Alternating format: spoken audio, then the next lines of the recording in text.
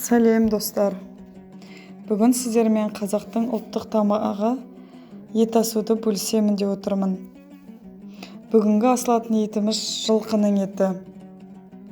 Жылқының еті жесең тісіңе кіреді, жемесең түсіңе кіреді демей ме?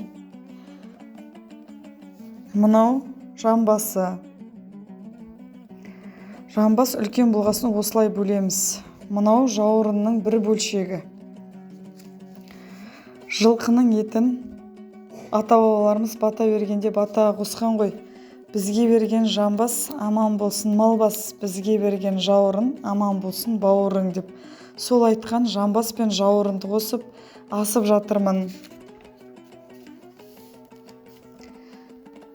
Омыртқа қабыртқаларымен мынау қазысы, мынау қартасы.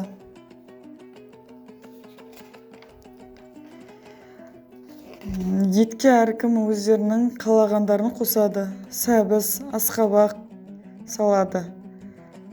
Мен үйдегі адамдар жүгері, бұжы салғанды жақсы көреді. Сондықтан бүгін етке жүгері қосайын деп отырмын.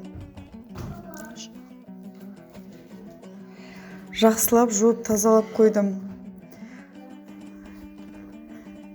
Ет тұздалған ет. Мінекей етімізді астық. Қайнағаннан кейін көбігін алып 2,5 сағатта дайын болады. Оған дейін нанымызды илеп жайып қоямыз. Ет қайнағасын 1 сағаттан кейін астын үстіне аударамыз.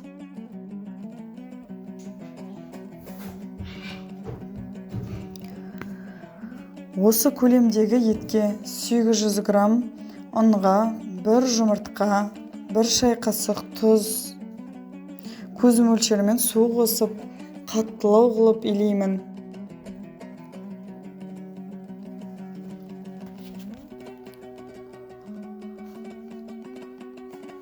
Міне илеп,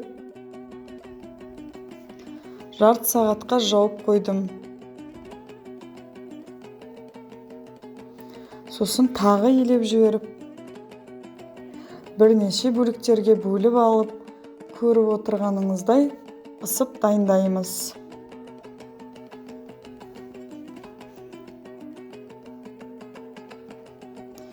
Орташа қылып кесіп қазанға саламыз.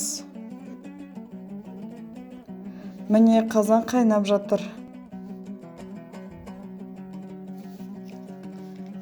5-7 минут аралығында дайын болады. Осымен етіміз дайын.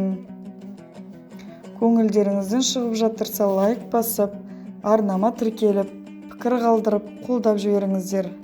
Мен сіздермен қоштаспаймын. Әзірге сау болыңыздар.